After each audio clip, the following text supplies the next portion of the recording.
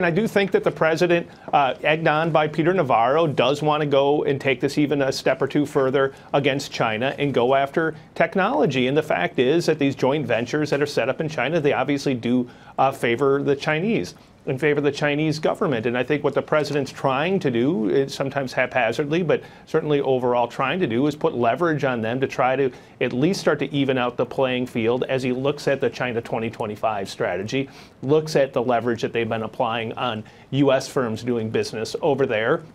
And then to him stepping way back, and he feels like he's got his mojo. I mean, for all of the hyperventilation over the weekend, you turn on Twitter, you would think that the president's going to get run out of town, yet he's at 45% in Gallup, the highest favorable rating he's had since the early days of his presidency. The Democrats you're not dividing out Republicans there. That's when you combine both Democrats and Republicans. That's everybody. Well, exactly. It's 45%. The reason it's 45% is 90% of Republicans are super enthusiastic about what the president is doing. And I do think there's this weird dynamic taking place that the more the president says things that outrage his critics go even more bananas, which then has the effect of making Republicans want to support Trump even more, even if they don't like what he's doing at the border, even if they don't like what he's doing on trade. And so I would say that the tribal dimension to politics is getting more intense, and the president understands that. And I think he sees now in the polls that, heck, it might be working. Even if people don't like it, even if the media doesn't like it, it might be working for him. Hey, Jim, it's Ed here. Yeah. Nice to see you. You had mentioned Navarro earlier as sort of someone who's sort of egging him on, but how much of this is him versus Trump? What is that dynamic like between those two, where one begins, the other one ends?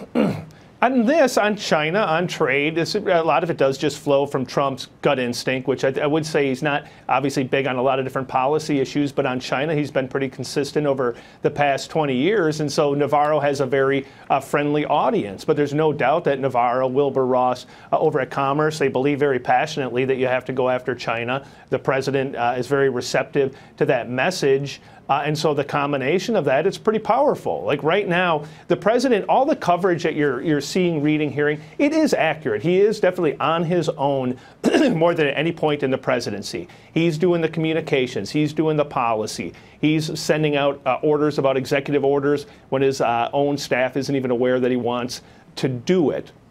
And it's creating mass amounts of chaos internally. But externally, I think if you're a Republican, even independent, his independent number's higher than it's been in some time in that Gallup poll. They're looking at the economy. They're looking at the things you were just talking about. They're looking at earnings. They're looking at employment. They're looking at the possibility, no matter how remote it might be, of getting a deal with North Korea. And they're saying, why is everyone all worked up? Things seem to be going relatively well. And so right now, that approach is working well for Trump. Jim, there was a lot of talk last week that maybe the increase in pressure on China had to do with the absence of Larry Kudlow, who is now back at work today. I mean, is there any talk in Washington that we might see a softening on the trade rhetoric as a result of his return?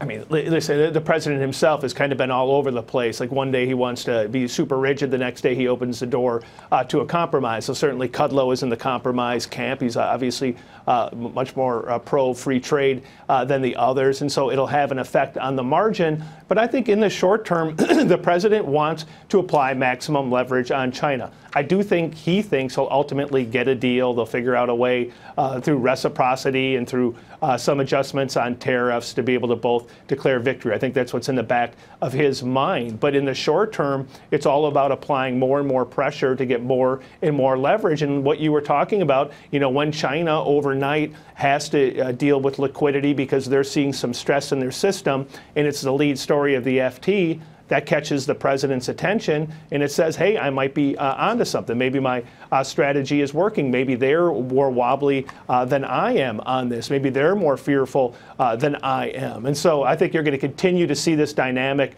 until there's either a deal or an all-out trade war, which is obviously a possibility. Hey there, thanks for checking out CNBC on YouTube. Be sure to subscribe to stay up to date on all of the day's biggest stories. You can also click on any of the videos around me to watch the latest from CNBC. Thanks for watching.